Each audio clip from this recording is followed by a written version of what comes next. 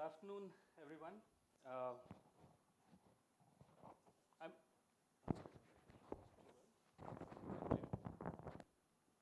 uh, I'm with Symantec. I work, my prime area of work is on software security side of things. And the reason I'm standing uh, here in front of you is because in the past year and a half, there is some work that has been done um, in the area of software security as it ties to agile environments. Okay, and this was done under the banner of there is something called Safe Code, which is a non-profit organization. It's called Software Assurance Forum for Excellence in Code. And about, as I said, about a year and a half back,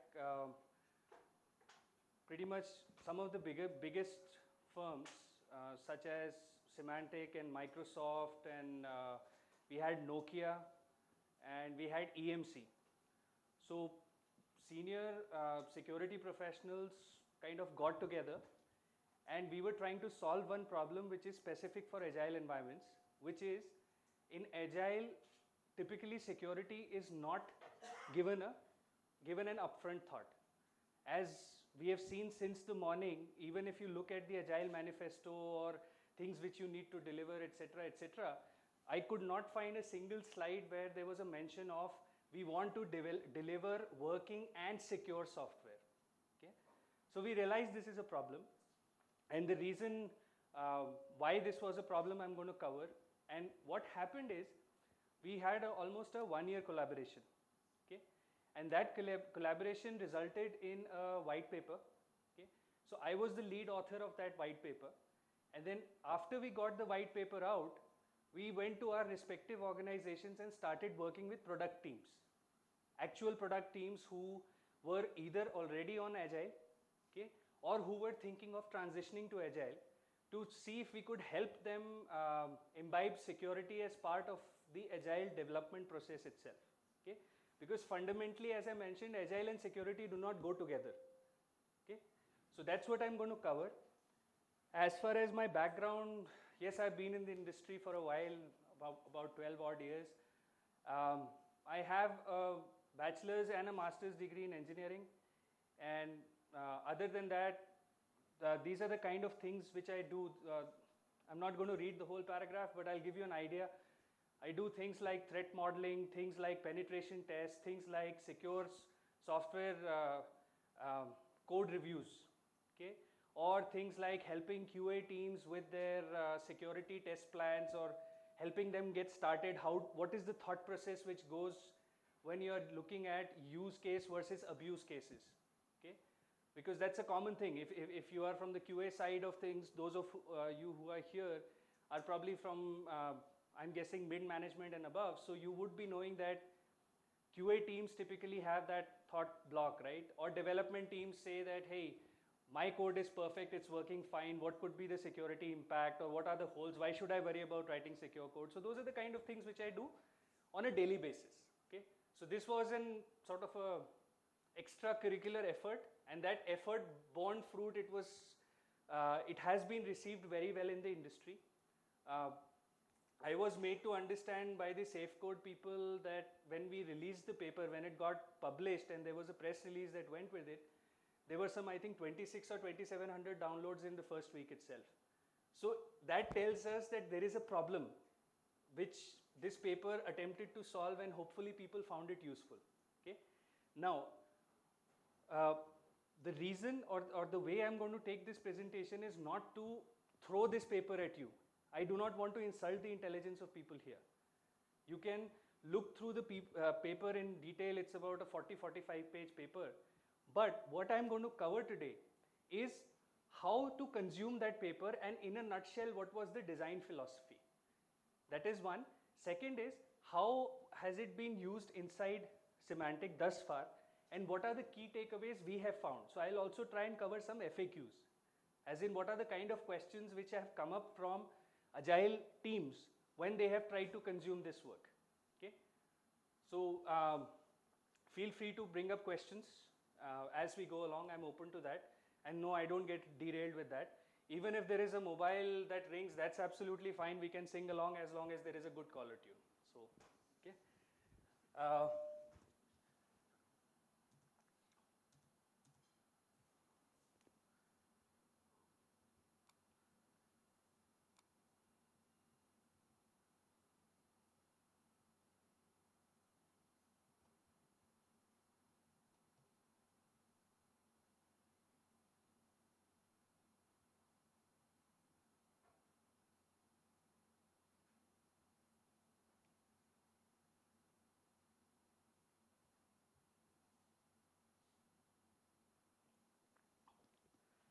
And like the previous speaker, Mr. Tushar, who mentioned, although I have a few slides, but I am not strictly a slide person. So I am here to have a kind of a collaboration or a discussion in the true spirit of Agile. So feel free, as I said, feel free to initiate some related topic, or I think in the morning, for example, someone brought up a problem which they were facing with defect management. So I'm okay to try and address if I know. If I have seen it, I'll try and help you out with respect to incorporating security in your agile environments. Just by a quick raise of hands, just so I know that my assumption is right or on the right track, how many of you here actually proactively take security stories into your agile environments? 1, 2, 3. Okay. So on a percentage basis, I'm going to say the percentage is still low. Okay. And that is the reason this work came about. We have actually come up with what's known as security focused stories, not user stories. Okay. And I'll talk about what was done and how we came up with these stories.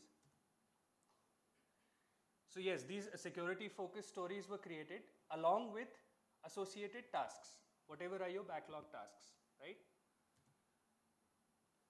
The way they were derived is that we looked at, so as I said, this was a cross-industry collaboration. So we already had these 4 big organizations, each having their own products and product teams, right? And each of them has their central security teams. So while people from these central security teams, so I am part of Symantec Central Security Team, okay? So the issues which we saw while working with other products, and when I say issues, I'm talking about strictly vulnerabilities. I'm not talking about functional issues, okay? Those issues which we saw, we considered. Then we also looked at what's known as CWE Top 25. Now CWE is common weakness enumeration. For people here who have raised their hands with respect to the stories that they use, this is most probably a central reference that you already use, okay? Now what it does is that across the world, it takes applications into account, and for each such application, it lists down what are the most commonly seen, or the top 25 list of vulnerabilities that are seen, okay? We took that into account. Then those of you here who work on developing web applications, you may already be aware of OWASP Top 10. So OWASP is also a non-profit body, and every couple of years, I think every 3 years, it comes up with a top 10 list of weaknesses or vulnerabilities seen in web applications, okay? So we combined all of that, okay, and that became our threat landscape. So we just didn't want to restrict to our knowledge of things, okay, or just to CWE Top 25, or just to OWASP Top 10, okay? Combined all of that, churned it around, and that became our central landscape, okay? Second thing we did was, as I said, we came up with security focused stories, okay, not user focused stories. Why I have a specific reason for that. User at the end doesn't care whether the code which you have written is free from, let's say, SQL injection. He wants the functionality, your customer wants the functionality of the end product, okay? Is it working? Is it doing what it's supposed to do? The only thing customers typically would worry about nowadays is privacy. Is my data being private? But how you make sure that it is private is not their concern. I use the latest and greatest hashing cipher that is available. The customer would draw a blank. So, weren't you supposed to do that as part of the fixed bid contract? Okay. So that would be one of those high value things, right? So what we did was, once we came up with these security focused stories, we derived them based on roles, okay, in agile teams. And the roles were, the ones that we considered were, either the stories would be done by architect or the developer, or the QA resources. And the definition of done criteria for these stories meant that both these parties had to do the respective tasks for each story in order for it to be completed. Okay? So that is how the design came about. Then we also created what's known as operational security tasks. Okay? Small list, laundry list. For example, people here, I think someone gave an example of, I think Scala based application that was tried, right? And there was some technology risk because people weren't aware of what Scala is doing, or whatever it might be, right? So one item in the laundry list talks about keeping a track of third-party patches. Okay? And this third party could be your OS.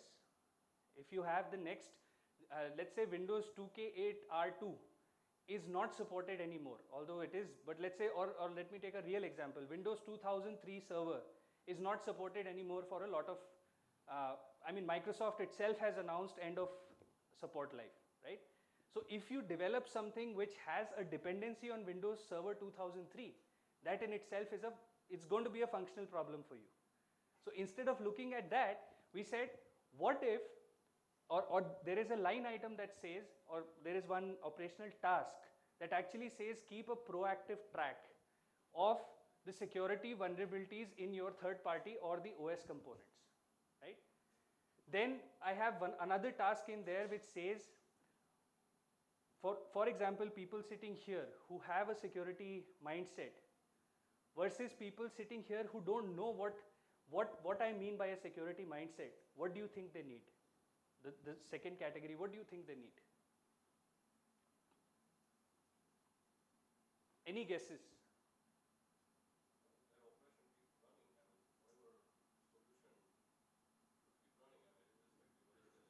No, so what I'm coming to is, those who don't have a security mindset need to be educated about it, right? So what do they need? They need some sort of awareness or training. So training your developers on secure coding, training your QA guys on secure testing, and training your managers about your software security program is something which is needed, but it doesn't tie in into any story. Is it a value add? Absolutely, right? But can I say that there is a security focused story that ties into that? No. Customer would not care. If you had a team of 100 devs and QAs, customer would not care whether all of them have been trained to write secure code or trained to test code securely. But it is a laundry list which you need, right? So this laundry list is what operational security task is all about. Okay. And then all of us, so there are five authors of the paper that I'm talking about. All of us also realize that tasks which are being done for the first time by agile teams, and when I say tasks, these are security tasks. Lot of these would actually need hand-holding for the first few iterations, right? It is very easy for me to say, run a, let's say a security static code analyzer. I sound big, the term sounds big, and then I go home, right? What happens? You go back, I give you a tool, then I don't tell you what to do with the results, how to do the false positive analysis, how to identify the valid issues which your code may have. Then what is the net result? That activity flops. Okay? So we also identified a bunch of activities which need guidance or hand-holding from your in-house security experts or consultants. Depending on how your organization functions, you may already have somebody in-house who's, let's say, somebody who's a senior member of the team, again from an agile perspective. Like what I have seen is typically people who are very senior devs or architects tend to take that role of security architecture as well, or being security architects, right? So you may have a go-to person inside your team or you may have a central security team. In either case, you would require help for some of these tasks to be explained how to be done effectively from these people. Okay, am I making sense thus far, or is everybody still in post lunch? Okay, so I'm trying to wake myself up as well. So let me know if I'm like cruising somewhere in the middle. All right. Yes, and all this was combined into a single document, which I think I'll open as soon as I get a handle on the mouse. Got it.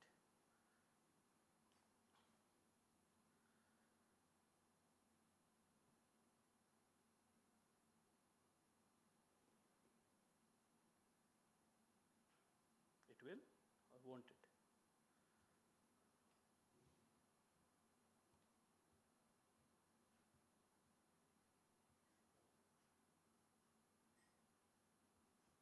Very nice.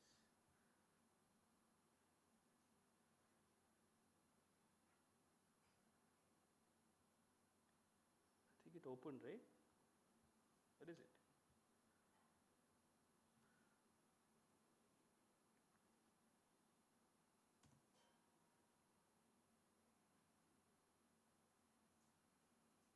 So I'm sorry, I'm a security professional, so I just may have caused a denial of service. Hold on. Because I just see the loop going and it should not take this much time to open.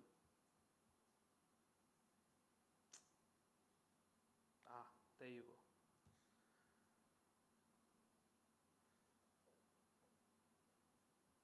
Yes. Of course, the file can be found. So this is the paper which is already available, published online. You can find it on SafeCode's site. And what I just talked about is section 2A, B and 3. Okay. 2A is the actual stories and the tasks. Okay.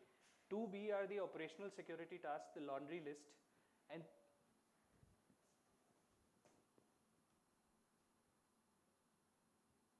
hold on.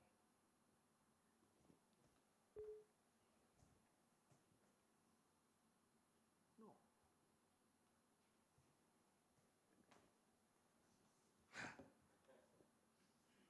Beautiful.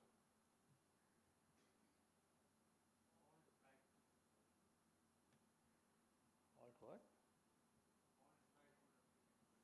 Got it.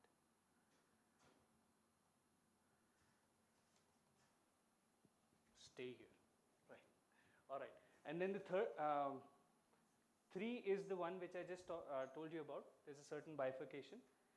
And there is also this concept of residual risk, which you guys already deal with when you're doing your regular agile planning.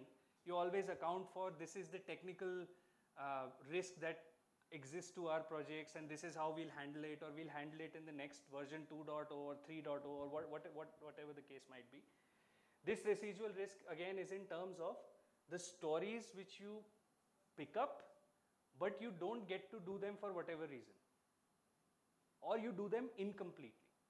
As in, each story has certain tasks, and out of those certain tasks, let's say your QA guys could not get certain tasks done, or your dev could not complete a certain task. So the story cannot be considered as complete. So your product owner or whoever is representing the client would probably give a sign off saying that yes, I can live with this for now, or they are going to say no, we can't live with this, this is something which has to be fixed. The moment they say they can live with it, you are building what's known as residual risk, and it piles up, right? And then eventually you have whatever, maybe certain sprints just to handle that. That's up to your operational model, right? So obviously, as I said, I'm not going to focus too much about exact details. These you can look into. I'll give you an idea of what a story has, the way the story has been worded. Okay, it has been written in a way which is friendly for you to put in your requirements tracker, as in your story tracker, whichever, whether you have Excel based or you have some custom software or you have some proprietary software, that's up to you. But if you look at the wording, this is where the and actually ties both the roles. So it says as an architect or a dev, okay, I want to ensure something, right? And as a QA, I want to verify certain thing.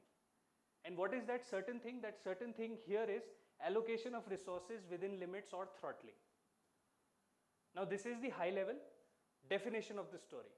Now next obvious question is, okay, this is great, this sounds like a rosy story, very much like what customers do, right? Requirement, one line requirement, I want this, right? Go figure, I want this, right? So instead of that you have one story. Now each story has these associated backlog tasks, okay?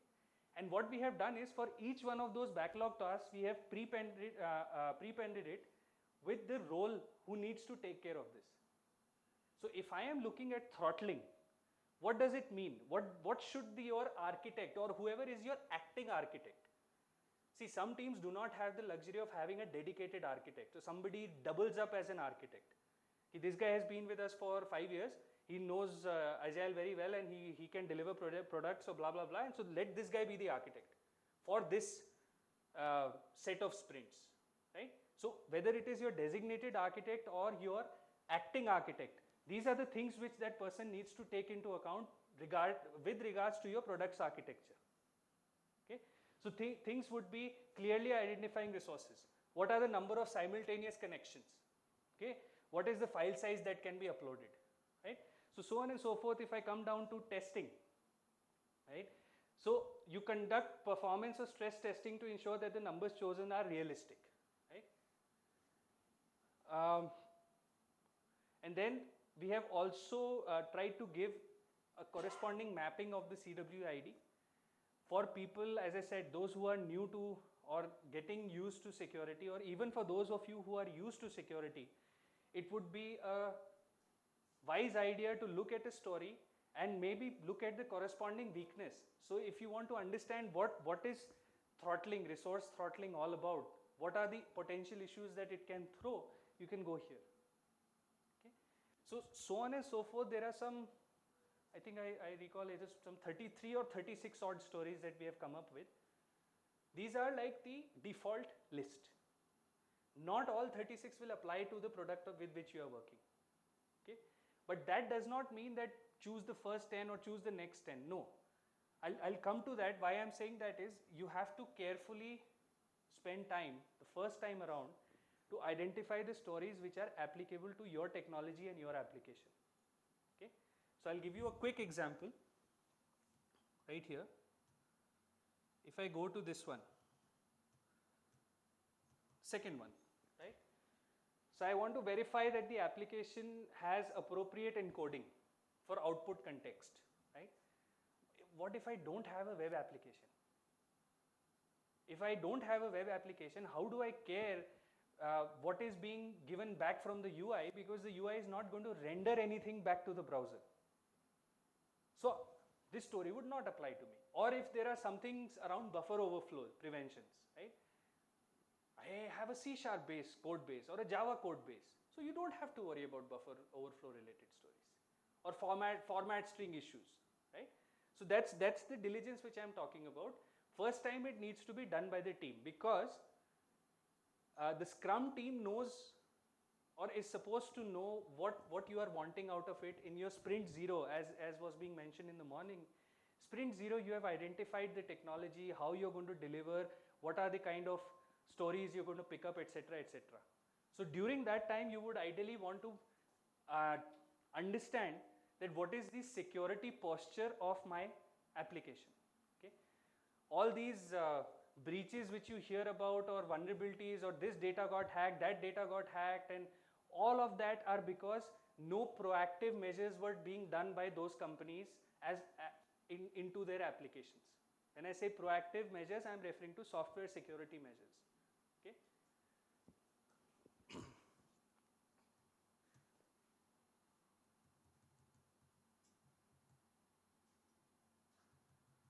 Right, so yeah, I think it's 36 then, yes, 36. And then this is the operational security tasks. One additional thing we have done is we've also given whether it is a requirement or recommendation.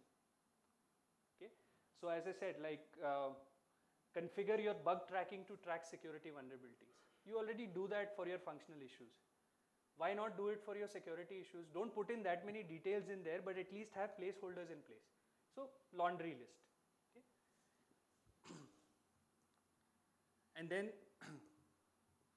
this is a small list of 10, 12 tasks which typically do require help from experts. Okay? So one common area is perform network fuzz testing.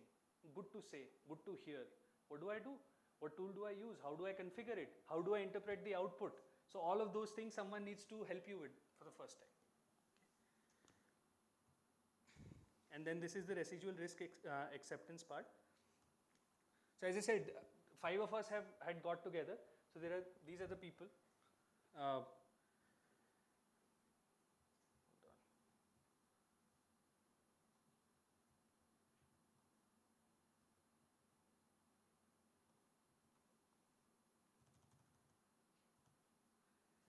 Mentally, if you have to map, this is how you would map the paper in your mind, or this is how you can. This would be a thing to remember if you want to imbibe security in your existing agile environments. Okay, think of it this way, that there is an overlap of section 3 with 2A and B. Okay, 2B is obviously the operational one. 2A is the focus stories, and these two examples which I have given are things with which you would typically require help, but not always. Okay? So once you are comfortable with fuzz testing, you don't need inputs from your experts. You already know how to do it. Or once you've got the training done, maybe from a consultant or from an in-house expert, you're done. Maybe you don't need it for the next couple of months, right? And at which point you can figure out whether you want someone internal to do it for you, or you again want somebody external. So that's your call. Okay.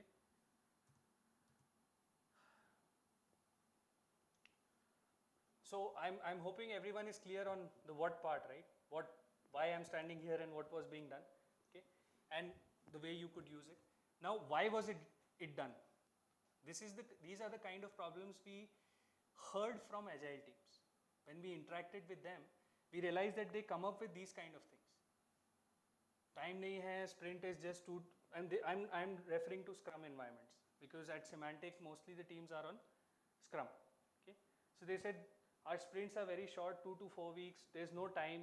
I would love to incorporate security, but don't come to me with a list of 500 requirements. Best practice document leke, please don't come to me, right? Come to me, and this is one specific thing which came out of the teams was, come to me and talk to me in a language which I can use. If you come to me with a big security requirement and I don't know how to tag it, where to use it, how to track it and tag it, I will not use it. I will get to it when I have time, which is never. Right? So these requirements or these kind of things is what led to this work. Okay.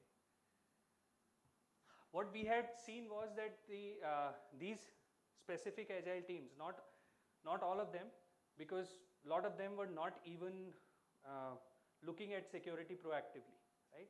But the ones that were ended up doing a compromise. And you may have done it for your clients as well. Your client comes and says, we need to have a secure, this is a banking product, it has to be secure. Okay, you will ask him what is the kind of compliance you want. It should be PCI compliant. Fine. You go back to your security team, you ask them, is there some tool that can give me PCI compliance check? Yeah, there is this XYZ tool. Okay. Let's just get this tool, get the run, clear the report. Report mein there should be 0 defects, and we'll paste it to the customer that we are PCI clean. A very, very normal bandage approach which is taken. Okay. So these are some of the tools which are used internally. These are enterprise-wide licensed at in our organization. So they are being used. So they would usually be a mix of tools or taking one-off requirements. So let's say your agile team is not that busy for whatever reason. Sprint 0 is the lighter one. So there is this thing about let them go and have some training, employee engagement. There is this security training which the security guys are doing. Let them go sit. 2 days they will have that feeling of having training. again, if it's not strategic, if it isn't well thought of, that if you're going to have your guys trained in sprint 0 or randomly, you need to make sure that they use the information in their actual day-to-day work. Else it is nothing but a check mark. So there are a lot of trainings, even I have been subject to that. There are some trainings I go to, some sessions I go to where I don't want to go, but it's a mandate. Even I report to someone, right? So someone says, thou shalt do that. Okay. So I'll go, I'll make some notes, do something here, there. Take home, yeah, I took home. I went home. That's the best take home I had, right? So you don't want to do that, okay? So this is what we found was being done. The biggest problem with this is that the approach which I talked about is reactive. Okay? So why all of this work came about and why it has gained momentum or it's slowly gaining acceptance is because the prior approach is reactive. Okay? When you throw me out of the room, only then I will question you why you threw me out of the room. Right? Instead of saying I am not going to do anything which gets me thrown out of the room.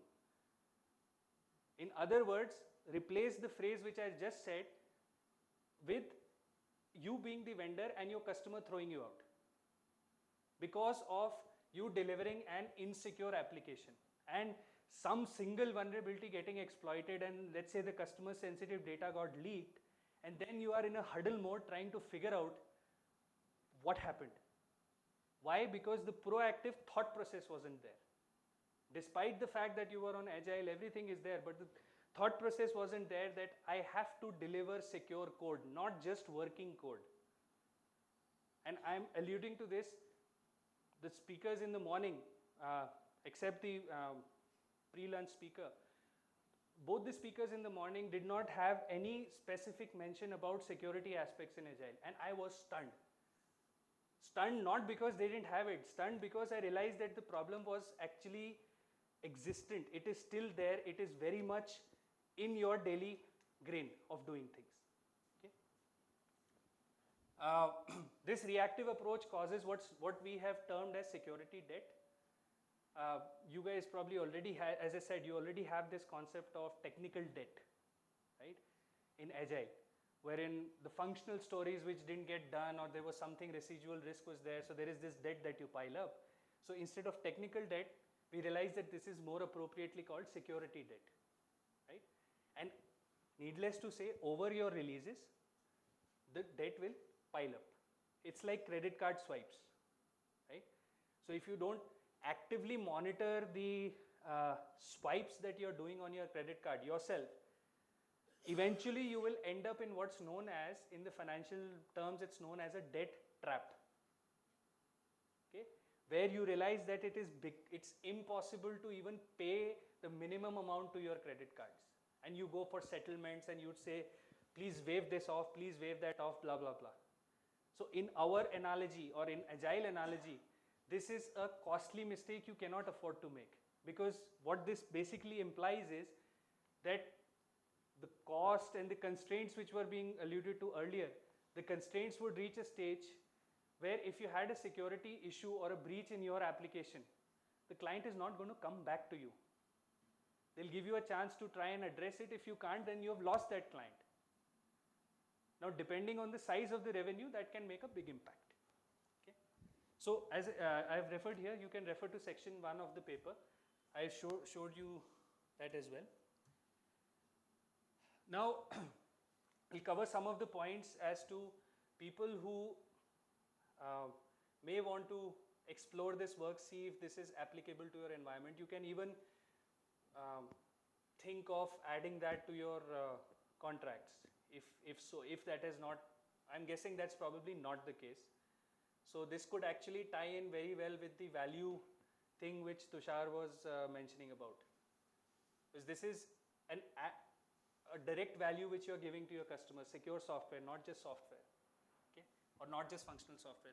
So anyway, what will happen is, in line with the Agile manifesto, or the Agile principles rather, this kind of adoption, proactive security, actually encourages a proactive culture. of security inside your teams. Okay, so you have people who are more engaged on the security bit as well. Okay, and this applies for your devs and QAs. Your debt obviously reduces substantially. Why? Because see, for me to stand here and say that imbibe these stories and your product will be absolutely bulletproof is a false statement. Security in itself is reasonable, like quality.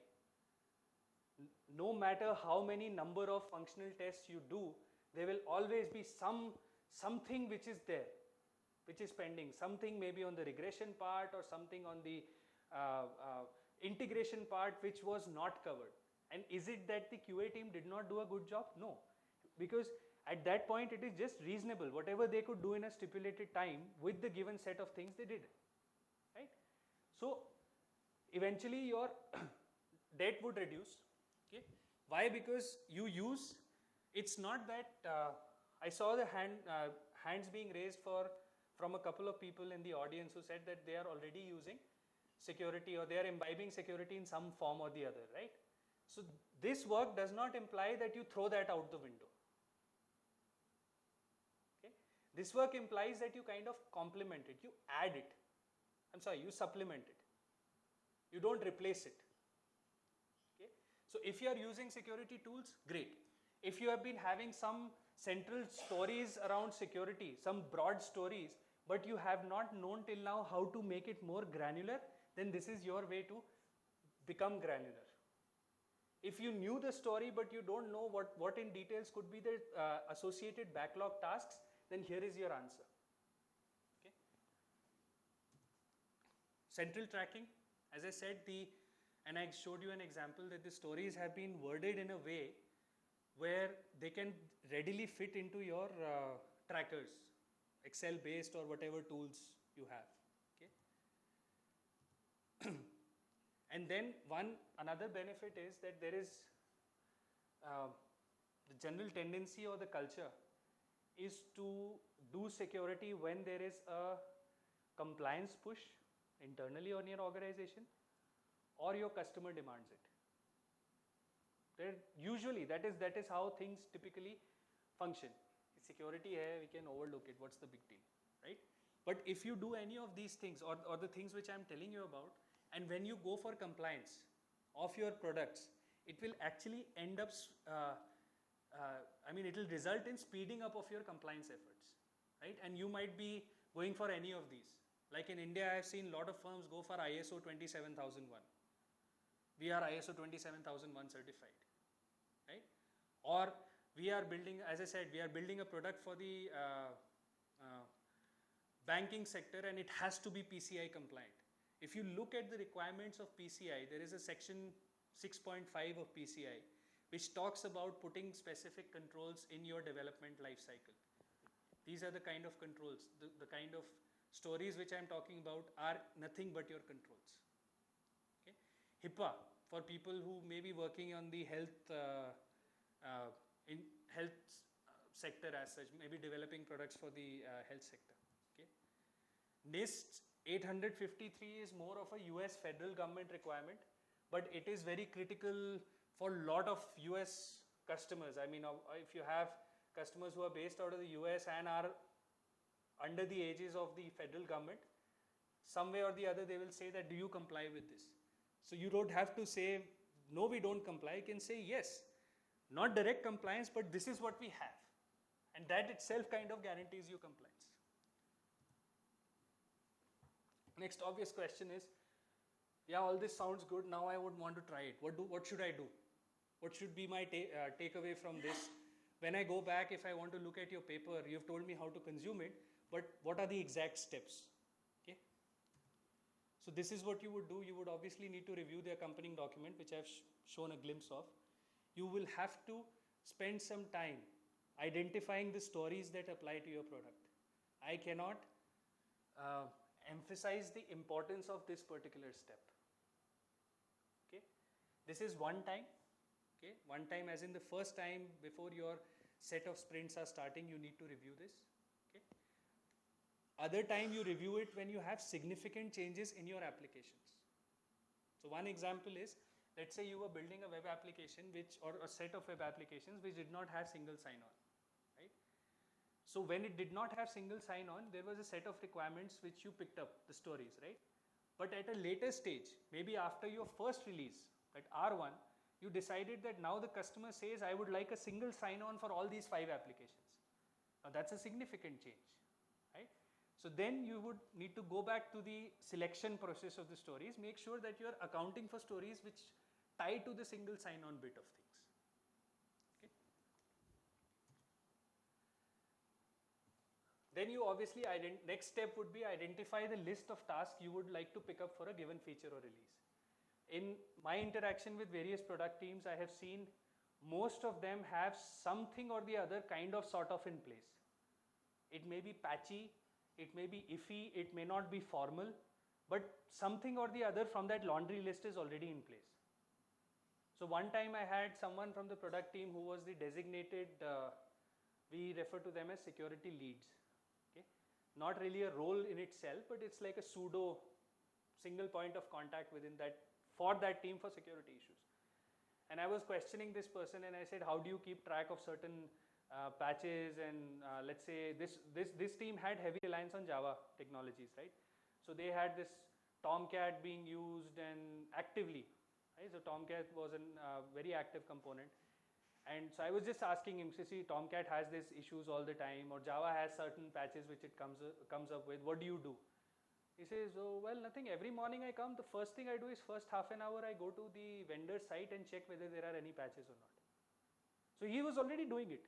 It's just that he didn't realize the importance of that simple step. Okay. So that would be the next thing you would do. Then identify the list of tasks requiring help from security experts, which is section 3. Okay. Add them. Once you have done that, add them to your list of functional stories, the user stories per se. I have come across teams which do it differently. Some might just tag it separately, as in, here is my set of user stories, here are my set of security focused stories. Some have actually nested these security focused stories with the relevant user stories.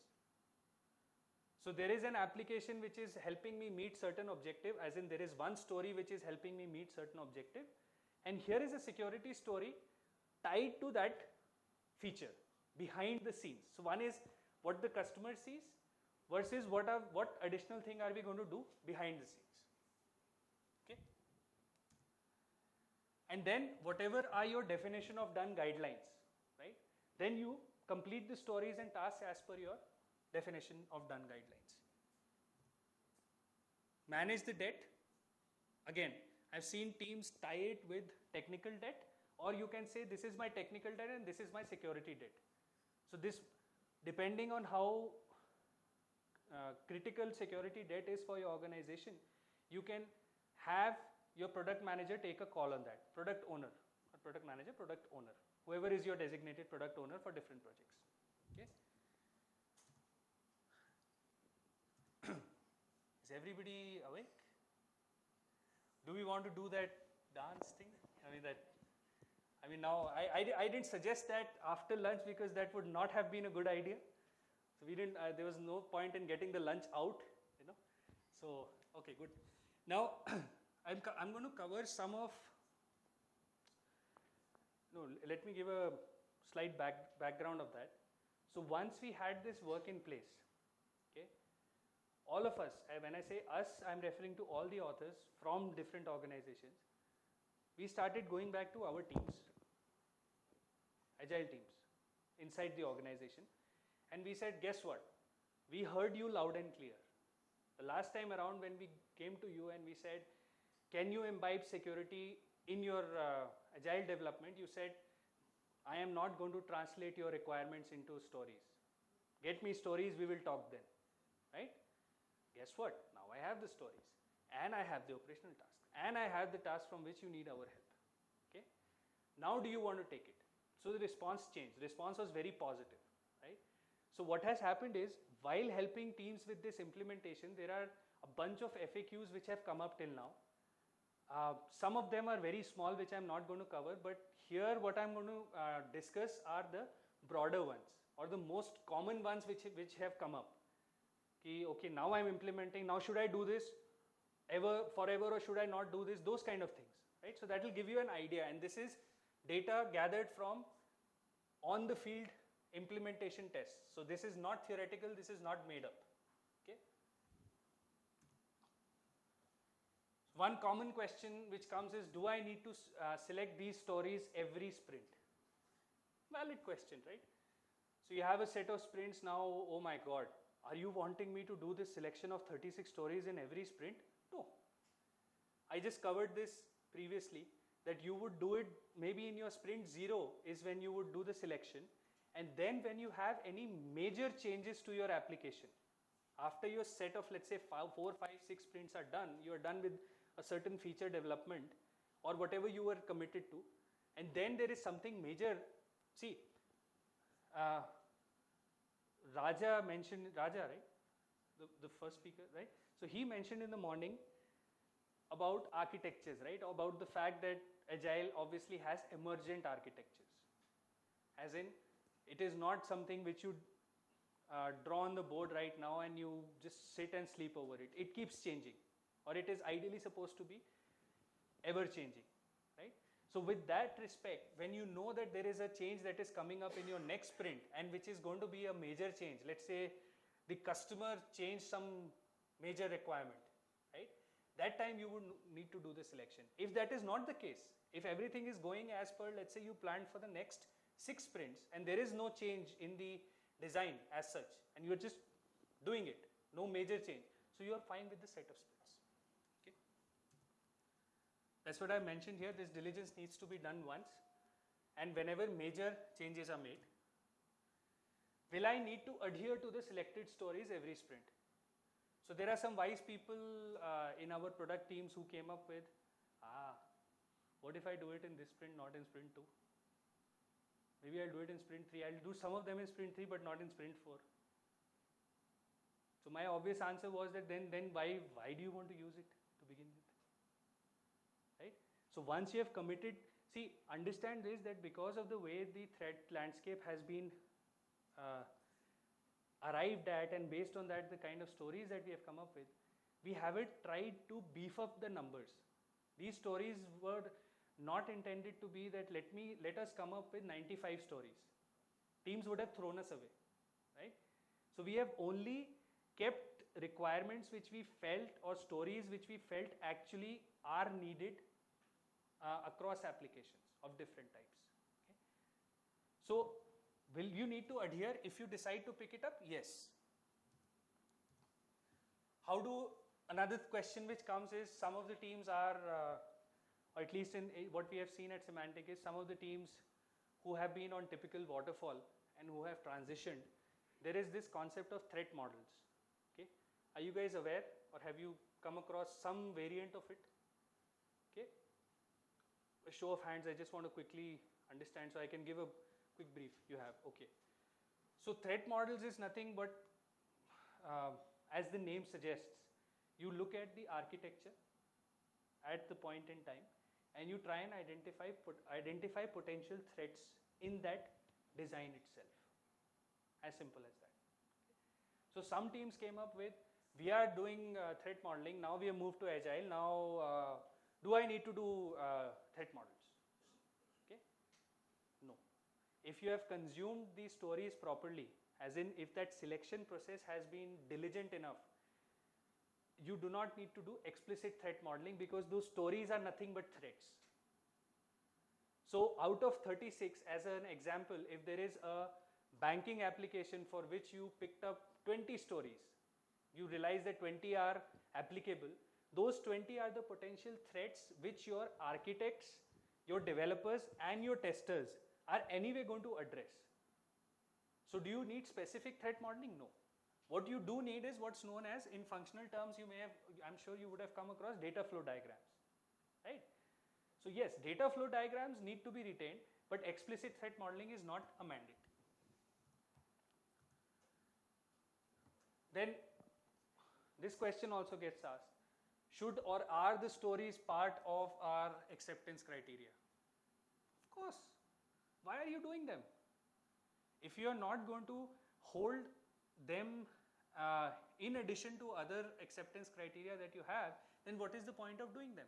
If no one is going to have accountability, then no matter how many stories you have, how many operational tasks you have, none of them, if they don't matter to the end result, then what is the incentive to the team to do them? To your devs or to your QAs, or for that matter to even your Scrum master. You'll be like, yeah, why should I pick it up? If it's not going to make a difference to the delivery, why should I pick it up?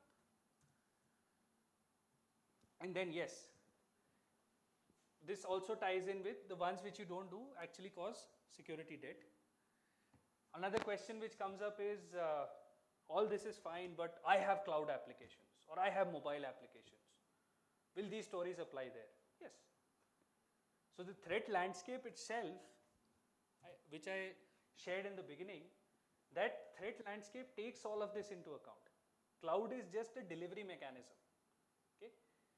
You take conventional application development and add rules around privacy, data, basically handling of sensitive information and privacy, and you have a cloud-based application. Now there is a big hoo-hoo ha-ha about cloud applications, but come to think of it, when Hotmail was there, when people used to jump on that bandwagon, look, I signed up here and I have a free email account. What was that?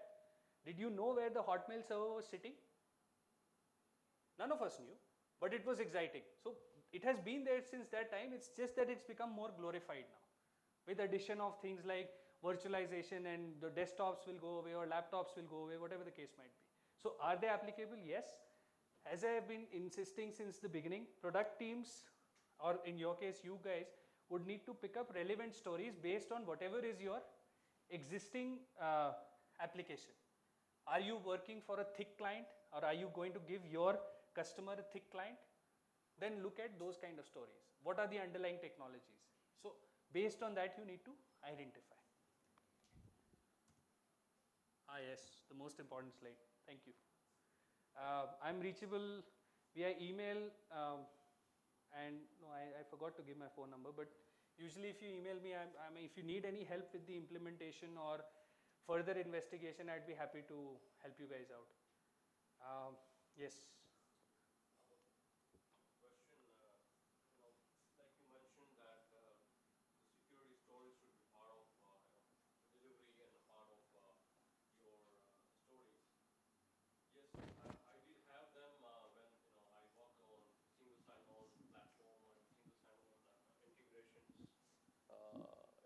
Integrations and so on, where yes, it was part of it. However, now other applications which may not really require those stories to be really part of it, how do we really motivate team that certain, like you mentioned, those 36 different stories, security focused stories, how could we really motivate team? Do you have any to pick them up? Yeah. That's a loaded question. So I have begged, borrowed, stealed. So I have done all sorts of tactics. To some people I have given business cases. I'm talking about what I did, right?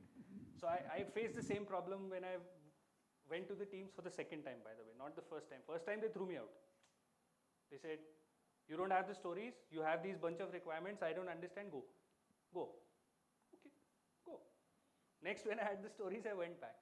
Now, with each team, I had to understand why are they resisting accepting the stories. So for example, teams which already had some level of security tools and a bit of security diligence in place, their immediate thing was, what is the value add? Why should I pick up the stories? That same classical ROI question, right? Why should my sprint cycle will increase. It will go from 2 weeks to 2.5 weeks and blah, blah.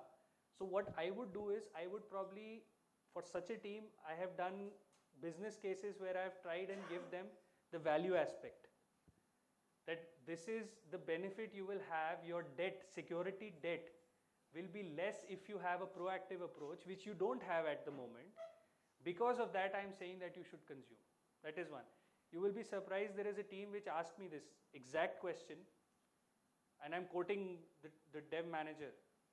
So what are you trying to sell me? I'm like, what? I'm not trying to sell you anything. No. So what is your sales pitch? So I do have those questions, right? So as I said, like for each one of them, I've tackled them on a case by case basis. One team was extremely cautious about or extremely concerned about various types of compliance that their product has to go through. So for that particular team, I had to uh, prepare a case to tell them that, look, compliance means controls. Controls means you will have to go back and figure out how to meet those controls. Here I am giving you the stories, and the tasks are the ways to meet those stories, and those stories are your actual controls. Okay, so I don't know how it is in your specific team, but it varies. Sometimes I get a quick buy-in from the management right away. As in, a product manager straight away gives a buy-in and says, we are going to do this. We have been looking for a proactive way to do this. We like it. We just don't want to rely at what's known as a security assessment. At the end, when you are ready, just about ready, you have picked up all the features and you have said, okay, now we are going to ship it to the customer. Let's get a security assessment done. If they can't find it, then our product must be secure, right? Teams have that logic as well. So what I'm coming to is there is no bullet, a silver bullet answer I have found yet. I have had to work to try, and it's to an extent it's almost like a sales pitch where I have to try and understand what is it that is blocking them to pick it up. In another case, I had to give them a sample. I said, okay, out of these 36, can you pick up few? We'll pick up 5. Fine. Pick up these 5. What about the operational tasks? We can pick up only these 3. Fine. Do something. At least once you start doing it, that is when it's in agile, that is anyway the guiding principle, right? You learn by doing, you get the feedback, you do again, you get the feedback, and all of that is quick. It's not like you just say stories and then I disappear. No. So throughout I have had to collaborate with them. I have had questions where people have asked me about, does this story specifically apply? It doesn't seem to apply. And then you have to help them with the justification. Yes, this applies in your case because, right? So does that answer your question? I mean, you'll have to look at your specific environment and think why people would not be motivated. Okay, and that answer to that why will result, to my mind, in some sort of business case customized to your organization, and that will move things through. Like right now, I know almost all agile teams in Symantec have been bothered by me one time or the other, and they are consuming it in one way or the other. And some are even to the extent when they see me, when their directors or senior managers or managers, dev managers or service delivery people, they see me, they are like, yeah, kaise stories tikayega. I'm like, hey, I can't help it. Either you tell me you're not going to do it, give me a justified reason. If you can't, look at my business case and consume something. That's another thing. There is a persistence element as well. So I hope it kind of answers. Yeah. Yes, sure. Can I share my thoughts on this? Yeah. Before that, a quick question to you. Yes. Security-focused stories. Yes. Can I relate it to something like what we have as part of the development practices? You say these are the things that you need to. Yes, absolutely. You can make it a checklist. Yes, yes, absolutely. So now I'm relating to your question that you have a lot of things in your development practices. Some things people don't tend to follow. हाँ वो लिखा तो है but ठीक है we'll do it. It's time permits etc. So what we recommend is firstly the security thing needs to be sold to the PO, the product owner, who's going to create stories for a particular project. And once those stories are created, the PO can, based on the response from the team, he's attending reviews etc. If the PO notices that the team is defaulting on certain practices, in order for those practices to get higher visibility, he can start including those as done criteria even for functional stories. Correct. So if you're creating this,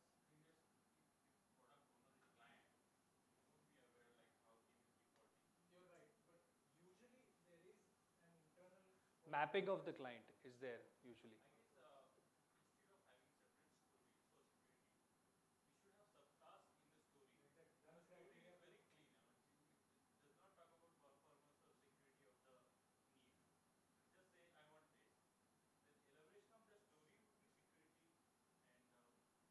done criteria. Okay, So again, you are coming from user stories perspective. I'm not coming from user stories. These are not, users will not see these. Okay? The way they have been worded, they are modeled around actual vulnerabilities which have been seen in applications. Users will not be interested in knowing that. That example which I gave of throttling, like end user would not be worried about whether your application guards against throttling or not. End user will say, you have given me a login form. When I try to log in, does it take my password and allow me to seamlessly log in and view whatever screens you promised or not? Behind the scenes, what did you do to sort of fortify that or secure that is not the user's concern, which is actually incidentally the exact reason we decided to come up with with security focused stories meant for devs, meant for architects and meant for testers. Users will not be seeing this directly. But yes, as Tushar had mentioned, collaborate properly. And if it is obviously coming from the top, then the collaboration doesn't need to worry too much, right? It's like, karna hai to karna hai, end of story. Or start of story, rather. Yes, yes.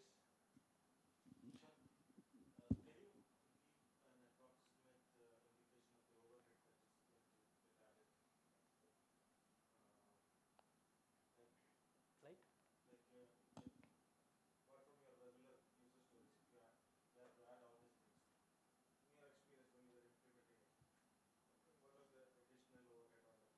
It's a perception. In actuality, it's not a overhead. I'll tell you why. Your guys are anyway spending time in getting the functional bits up. Functionality you are anyway working on, right? This is just piggy banging on that. It's saying that when you develop the functionality, you develop it securely. When you test the functionality, you test it securely. So ideally, if you have consumed this properly, you would be in a situation where all these stories would map with one of your user stories, your regular user stories. So what would happen is, as an example, if I'm a developer, I'm writing some piece, I'm on a Scrum team, and I'm on, let's say, sprint 1 or sprint 2, and I'm doing something towards a feature completion, right? Now when I'm writing that line of code or I'm writing logic, in that logic, I'm making sure that I'm using the security, I'm having my security hat on as well. It will become part of. That's why I said, so it's never a overhead, it's a perceived overhead, right? And this happens, this is a cultural thing. It takes time to sort of, for teams to imbibe, because there is this obvious thing, right? This is an NFR, non-functional requirement. So immediately the thing is NFR, overhead, no need to do, right? But you change the perception and you say, wait a minute, you are anyway going to spend time in doing these things. Why not do it securely? That's it. So as I said, it's a perception. Okay, well, since we are hard pressed for time, you can take some questions, after the sessions of Mr. Deepak and Mr. Pankaj. So any more questions you want to ask Vishal? Still the lunch effect, probably. Okay.